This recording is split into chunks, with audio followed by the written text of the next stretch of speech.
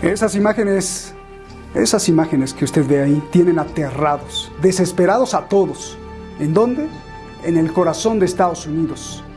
En Washington están desesperados por ver esos teléfonos, esos satélites, esos coches, esos viajes espaciales y quizá hasta lavadoras de platos, todo.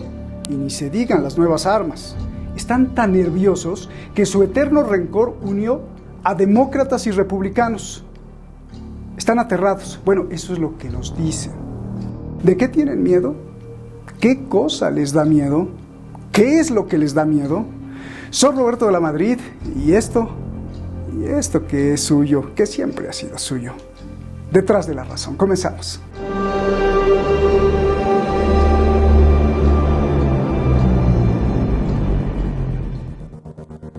El Senado de Estados Unidos se une más que nunca y aprueba un proyecto de ley para lanzar la nueva industria tecnológica del futuro. Se trata de 250.000 millones de dólares destinados a I+D. I+D significa investigación y desarrollo. El dinero se reparte así: 54.000 millones de dólares a la industria de los semiconductores, 17.000 millones para suministro energético y 10.000 millones de dólares al sistema de aterrizaje humano de la NASA, y 81.000 millones extra para los científicos, para ver qué se les ocurre, qué inventan o qué descubren en la Fundación de Ciencias del Gobierno. ¿Qué esconde todo este dinero? Esto, que es tan pequeño que usted no puede ver, mide 14 nanómetros. Un nanómetro es una 1000.000.000ª parte de un metro. Es un semiconductor necesario para que funcione la tecnología de hoy. Hoy el mundo vive escasez de semiconductores. ¿Qué esconde todo este dinero? Esconde otra cosa que usted no puede ver: el temor de Estados Unidos de que China está acaparando toda la tecnología y con ello domine el mundo comercial, en que además la pueda usar para espiar y para ganar una guerra militar. Con el dinero aprobado, Estados Unidos construirá 10 fábricas de semiconductores para no tener dependencia del exterior. Es por eso que Taiwán, quien produce más, se ha convertido en el tesoro peleado entre China y Estados Unidos. El proyecto destinará también miles de millones de dólares para contrarrestar el poder ideológico del dragón chino.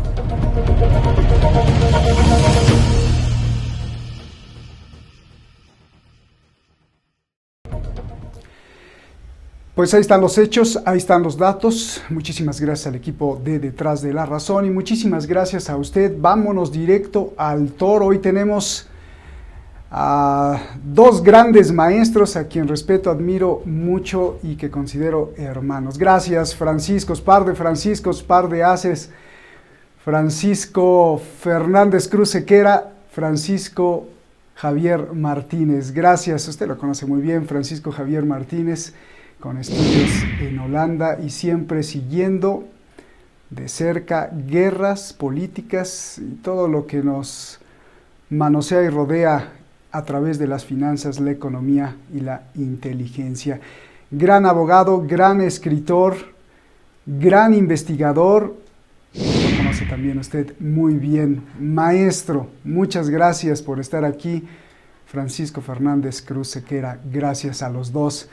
A ver, pues ahora voy a empezar contigo, para no equivocarme, pues digo Francisco Fernández Cruz Sequera, el primero empiezo contigo, la primera pregunta: ¿cómo ves esto de I+D, los nervios de Estados Unidos? Ya ganó China, está perdido Estados Unidos. ¿Cuál es el futuro para el mundo en esta guerra de los dos? Porque ya no se pueden tirar misiles, pero esto está peor. A ver. Bueno, pues un abrazo, hermano Roberto. Te lo voy a poner facilito. Yo, Francisco, el Javier, vale. Apañado, lo que pudimos hacer. Otra, el equipo técnico detrás de la razón muchísimo. Y francamente, quiero hacerle homenaje por la presentación que se hace y la edición de este programa, que es cada día mejor. Y me encanta poder verlo y participar en él. En otro orden de cosas, ya entrando en la materia, esto es muy divertido. Y es muy divertido porque asistimos a uno de los grandes momentos de la historia. Voy a tratar de retrotraerme un poquito para atrás. Si recordamos, fue el miedo al auge de Atenas, el miedo en Esparta, lo que llevó a ambos a la guerra del Peloponeso y a que Tucídides escribiera esos 3 tomos sobre la guerra del Peloponeso, que terminó y concluyó con la derrota de Atenas en aquel entonces, pero que ahora yo no lo tengo tan claro, que la potencia emergente vaya a ser derrotada. Esto no digo que sea bueno o que sea malo, porque evidentemente ya sabemos cómo es el amo gringo con su látigo y cómo funciona, pero lo que no sabemos es cómo funciona el látigo del chino. Todavía no lo tenemos claro. Pero sí hay, y está cada vez más acusado, ese enfrentamiento y esa nueva guerra fría. Ya en el año 2017 el Pentágono designó a China como el principal enemigo de los Estados Unidos. Estados Unidos no tiene, a pesar de que darle vueltas a la maquinita del dólar sale gratis, pero Estados Unidos no tiene la capacidad, la masa crítica de población suficiente, ni tan siquiera con sus estados vasallos, para igualar un mercado como el mercado chino, un mercado interior. Por lo tanto, por volumen ya tienen un problema. Si además vemos que han permitido durante décadas que a ellos no les compensaba, era más barato comprarle a China las llamadas tierras raras, esos metales preciosos y valiosísimos, imprescindibles para fabricar los chips, pues hemos visto que se los han estado comprando a China durante 30 años, pero es que la China de 2021 no es la China de 2011. El salto de China, desde el punto de vista del desarrollo del comercio electrónico y de la tecnología, es brutal. Sí, es cierto que todavía va a la zaga de Estados Unidos materias como lo que es la tecnología espacial, pero no significa que estén tan lejos. Y además, si observamos los primeros pasos de la presidencia de Biden, han ido dirigidos a tratar de concentrar, de construir una coalición, no solo de orden militar o de orden económico, sino también de orden tecnológico, que le permita competir con China. Pero eso es muy difícil. Europa va cayendo en su porcentaje de producción del PIB mundial.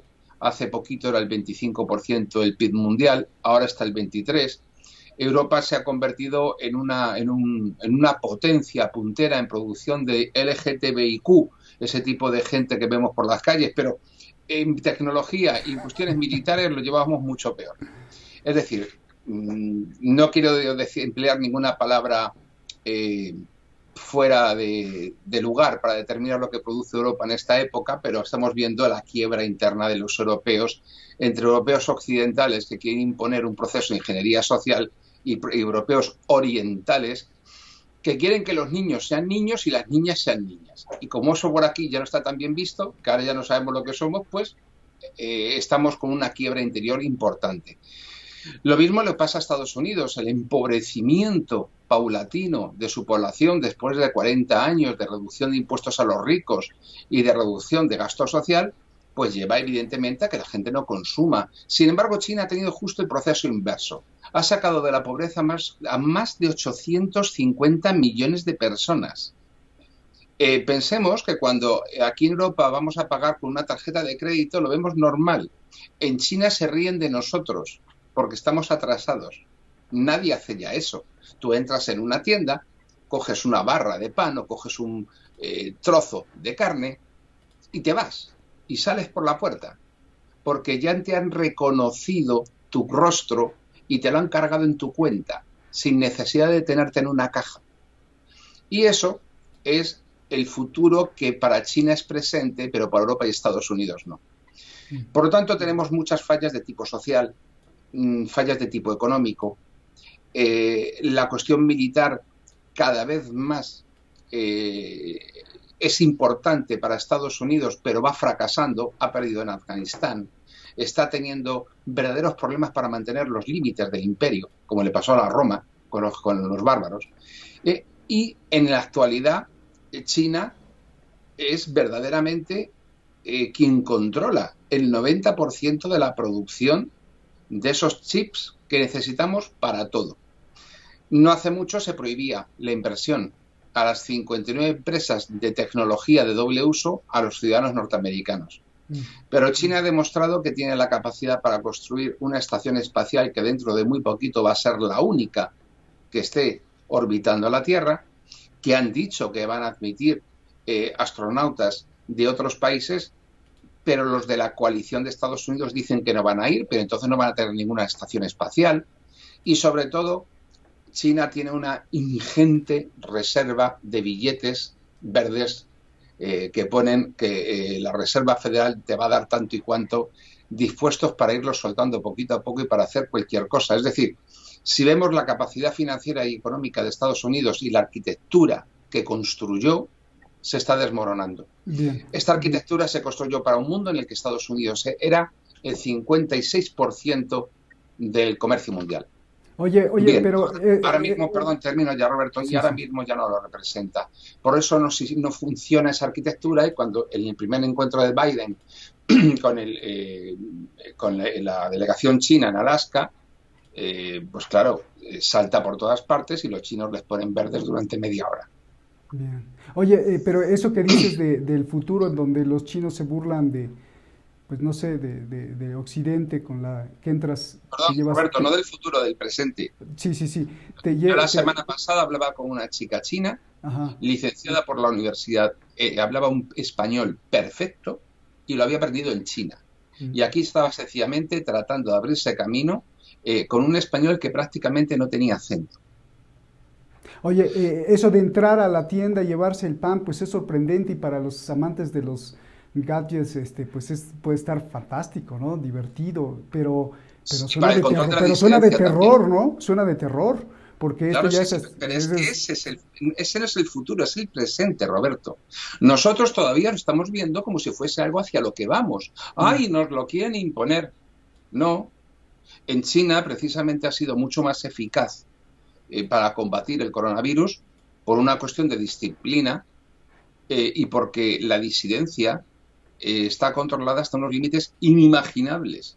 Ya no hace falta un señor que te pegue con una porra. Ya no. Entonces, evidentemente, cuando vemos casos de violencia, como en Sudáfrica en este momento, pues estamos viendo casi cosas arcaicas de la edad, de esos tiempos del pasado del siglo XX. Roberto, es otro mundo. Lo que ocurre es que la aceleración de la historia es de tal magnitud como no se ha visto nunca antes, que nosotros las personas no tenemos la capacidad para adaptarnos a ella. Ahora mismo, si nos pusiéramos a ver lo que Google sabe de nosotros, Google sabe perfectamente si has conocido a una chica o a un chico a las 6 de la tarde en un bar, qué día es su cumpleaños y qué quieres regalarle. Y te lo podría poner en la puerta en 20 minutos. Es decir, nosotros no tenemos la capacidad para comprender ya el mundo en el que vivimos. Nos ha superado. Y China es responsable en gran medida de eso. Y fíjate, lo que se está reflejando en la tecnología son los puntos de fricción, las fallas geopolíticas en el espacio también de la geopolítica terrestre. Bien. Ya tendrás carrera para estudiar unos 200 años el derecho espacial, ¿no? Bueno, vámonos directo con tu tocayo. Ahora ¿existe, Roberto? Sí, no, ya me imagino, pero me imagino que si así hay fallas aquí abajo en la Tierra. Los satélites. Pues, se producen unos daños de orden económico. ¿Quién soluciona eso? Y seguro que no le importa a los dueños si le cae un pedazo de metal en la cabeza a alguien. Déjame ver a Francisco Javier. A ver, ya puso todas las cartas sobre la mesa tu tocayo, y además de lo que tengas preparado para nosotros, pues yo te pregunto, dice Francisco Cruz Sequera que pues no sabemos cómo va a ser el látigo chino, esa es una. Dos, no sabemos si ya está perdido por completo el látigo estadounidense. Y yo te pregunto entonces, Francisco, estamos viendo una pelea a muerte de dos modelos. ¿Cuál sería este modelo aplicable del gobierno chino? ¿Cuál sería el rol del Partido Comunista? y cómo, que quizá estos sean los elementos del látigo que dice Francisco, y cómo la tradición milenaria combinada con esta tecnología de chips, la milenaria de China, va a enfrentar al látigo estadounidense, por favor. Yo te respondería, Roberto, buenas tardes Roberto, Francisco José, equipo y audiencia. Te respondería con una frase de Diego Fusaro, un gran filósofo, que dice, se pregunta, ¿qué es ser mejor, esclavo de los Estados Unidos o de China? Pues de ninguno de los dos. Aspiremos al menos que lo que debemos querer es la libertad, pero la libertad solo se tiene si se tiene, como él dice, soberanía económica y soberanía militar. Por lo tanto, un país, en este caso si pienso en España y en tantos otros, que no tenemos ni soberanía monetaria, porque dependemos económica y monetariamente de Bruselas, y militar, dependemos de Washington, por lo tanto no tenemos soberanía ni económica ni militar, no tenemos libertad. Por lo tanto no hay que elegir modelo, habría que aspirar a eso otro que estoy diciendo. Lo que sí que quiero resaltar muy mucho, porque son datos recientes, hay un computador, el día 6 lo voy a decir a lo español, de el otro lado del charco, un ordenador, un computador Mac, un cuántico, Su Shongxi, se llama así en honor a un matemático del siglo V después de Cristo, que ha logrado que ¿cómo decirlo?, que la República Popular China destroce a Google y destroce la supremacía también de IBM con este ordenador creado por otro gran científico, Yang Weiping, de la Universidad de Hefei en Shanghai. Este ordenador, solo decir que es un ordenador cuántico que trabaja con 66 qubits simultáneamente y solo ha usado 56 frente a lo que creía Google, que era su ordenador Sycamore, que solo puede trabajar con 54 qubits. ¿Qué quiero decir con esto? Que este ordenador ha logrado en segundos hacer un problema de bosones, no voy a meter el tema porque tampoco domino ese tema, es más o menos un problema de teoría aleatoria de matrices, de análisis matemático, de caos cuántico y de teoría de la probabilidad, lo ha resuelto en segundos lo que los demás ordenadores tardarían cientos de años. Es decir, la gran superpotencia emergente, que ya no hay que llamarlo tanto emergente, sino como decía Francisco José, una realidad, pretende ser la primera científica, tecnológica e industrial para el año, y además lo tiene fechado para el 2049. Y su inversión, habéis hablado de la inversión de los Estados Unidos, la inversión en China es de 378.000 millones de dólares solo en I+D, porque de lo que habéis dicho de Estados Unidos, si realmente quitamos el tema militar, en I+D puro solo son 145.000, 180.000 millones. Por lo tanto, casi triplica lo que tiene pensado China. Un ejemplo, en la ciudad de Shenzhen, que es una ciudad que tendrá unos 30, en un área de 30 kilómetros cuadrados, está creando para 5 años una inversión de 108.000, solo una ciudad, 108.000 millones de dólares en I+D en 5 años, y ahí está en inteligencia artificial, ya no el 5G, sino el 6G, tecnología cuántica, vehículos sin conductor, redes inteligentes y el metaverso. ¿Qué es eso del metaverso? El metaverso poesía, ¿no? Es ojalá fuera poesía. Bueno, para los alucinados del trasmundo, como dice Nietzsche, que no luchan por el aquí y por el ahora y por el sentido de la tierra y de la soberanía individual y de nación, pues son felices en mundos virtuales, y ese es el metaverso. El metaverso son mundos virtuales interconectados con el cerebro humano, de tal manera que hay una realidad ya clara, la realidad física, y hay una realidad para todos estos que no necesitan tomarse una pastilla. Ya se pondrán una serie de aparatos, ahí estarán interconectados a este metaverso, que a su vez tendrá unas implicaciones evidentemente en guerras de todo tipo, guerras, ciberguerras tecnológicas, que es, como decía mi contertulio, compañero y amigo, las guerras y la represión hoy día no van con porra y no solo son con bombas.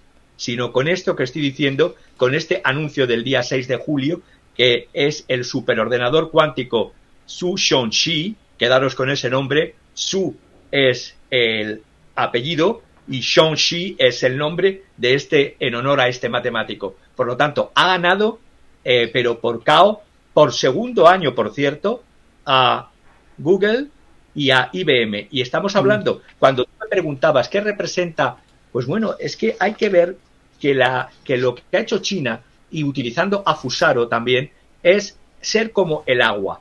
Ha sabido en la globalización ser como el agua y adaptarse a la vasija de la globalización, pero sin perder el control y la esencia por parte de, sí, un partido único, por supuesto, el Partido Comunista, un partido que ha sabido renunciar temporalmente, como la nueva política económica de Lenin, pero mejorado, es decir, con una dialéctica marxista brutal de adaptación al mundo global, pero sin perder el control autárquico que tiene China de su economía, su independencia, su autarquía, su soberanismo, y además lograr sacar de la pobreza a más de toda la población en número de los Estados Unidos, porque estamos hablando de 850 millones y los Estados Unidos creo que están en torno a los 300, 400 millones. No recuerdo ¿Todos esos chinos tienen mayor poder adquisitivo que los estadounidenses? Esa es una pregunta buena. O sea, ¿tienen así como el poder adquisitivo o es que salieron solo de la pobreza?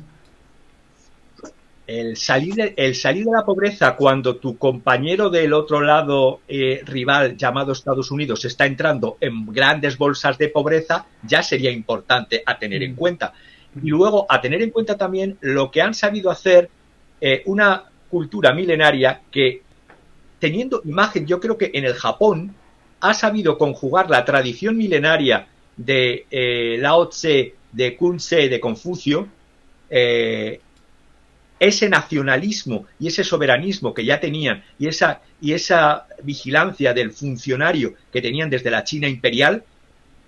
Ojo, hay bases de Estados Unidos por el mundo, no hay bases chinas como tal por el mundo. No hay guerras provocadas en cientos de años por China intentando invadir el mundo. Sí hay guerras continuas de Estados Unidos que han desgastado su estructura económica y social. Por lo tanto, a lo que me preguntas de que salir de la pobreza, si al chino le están viendo la mayor lealtad hacia un régimen es cuando das bienestar económico, seguridad interna y externa, y como decía Deng Xiaoping, es indiferente cómo sea el color del gato, sino que sepa cazar ratones. Y eso es lo que están demostrando. Bien. Están sabiendo cazar ratones mejor cazadores en la esfera del jarrón del capitalismo que el propio modelo capitalista, que ha necesitado 200 años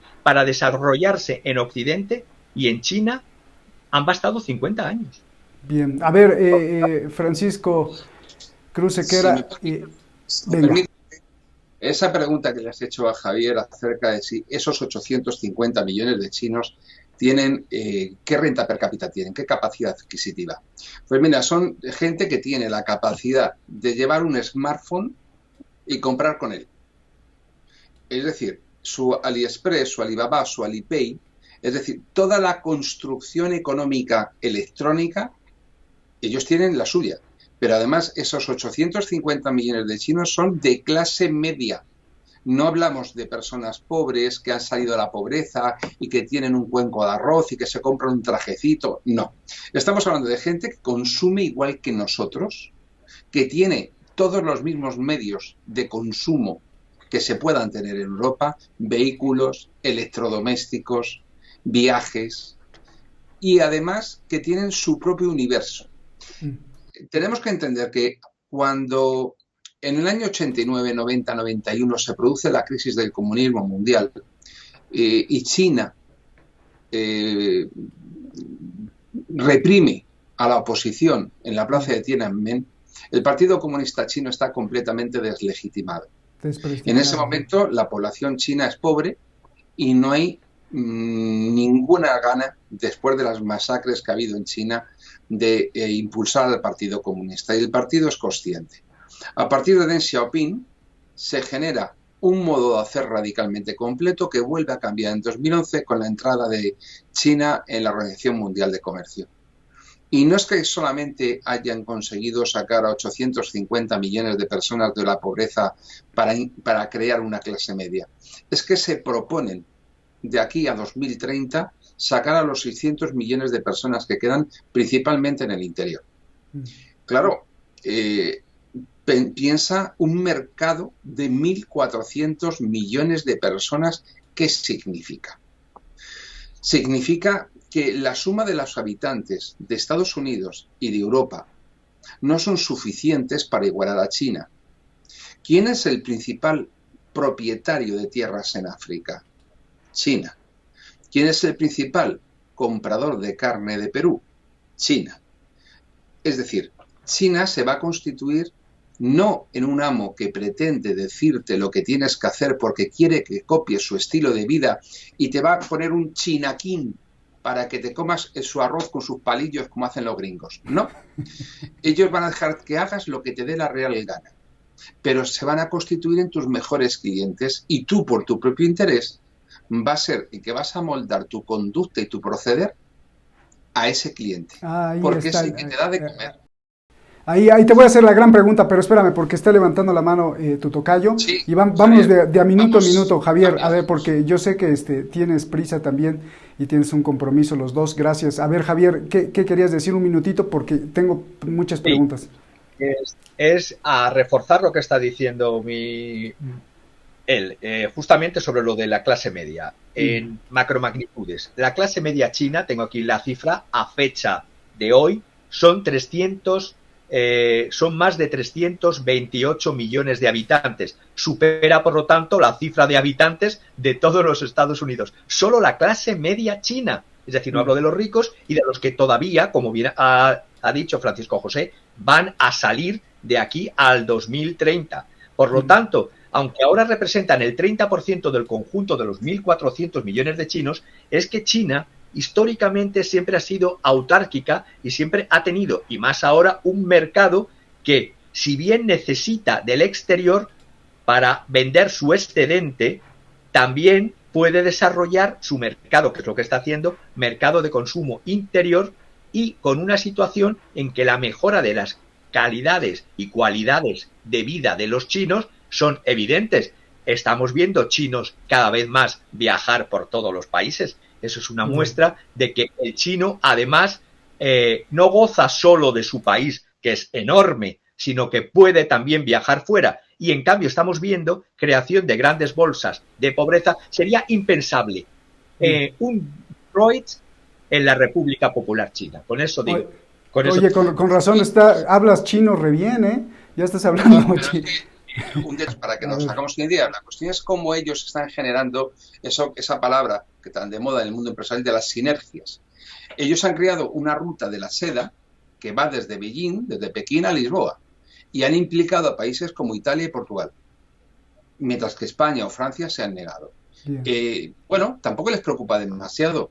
Los principales puertos españoles son Valencia, por un lado, y Bilbao, por otro. Los dos están gestionados de modo directo e indirecto por capital chino. Pero es que uno de los principales puertos de Europa, como es Atenas, Grecia, es de capital chino. Entonces, la cuestión está en que China no solamente está invirtiendo en su propio país. En lugar de plantarles 11 bases militares como a Colombia, que es lo que hace Estados Unidos, y generar pues burdeles para los soldados, bares para que se emborrachen, esas cosas que ellos generan, ellos lo que están haciendo sencillamente es invertir bajo condiciones muchas veces, draconianas, pero invierten en los países y generan un desarrollo que los hace dependientes de ello. Claro, es una forma de actuar completamente distinta. Y una cuestión más, pensadlo, se está construyendo ya los dos siguientes portaaviones chinos. Desde el punto de vista militar, la capacidad para contrarrestar la potencia aeronaval norteamericana por parte de China está a día de hoy más que equilibrada. Y en el espacio exterior, los chinos no se han dedicado a construir y acumular cabezas de ICBM de bombas termonucleares. Han generado unas cuantas, sí, pero a continuación han generado todo un sistema espacial para combatir esa guerra del espacio de la época de Reagan, la guerra de las galaxias. Ellos sí la están llevando adelante. Y por último, se plantean antes de 2035 tener ya una base lunar operando en la Luna. Bien, a ver, Francisco, aquí viene son dos grandes preguntas, pero la primera es, tú Francisco Cruz Sequera, das como Francisco Javier ya la aplastó, o sea, China aplastó la hegemonía de Estados Unidos, ya lo das por un hecho. Esa es la primera pregunta. Y la segunda pregunta que me interesa más a mí es, pues a mí qué me importa quién gane, China o Estados Unidos, sino que lo que me estás diciendo que ya es una realidad, a mí me da terror, terror como humanista, como filósofo, como gente que le gusta el pensamiento crítico, y no para mí, sino para mis hijos o para nuestros nietos, y hablo por todo el público, de nuestros hijos y nuestros nietos. El terror de que estás prácticamente digitalizado, el terror de que ya no necesitas un policía que te dé unos catorrazos para que ya no pienses de tal o cual forma, sino que ya estás prácticamente controlado.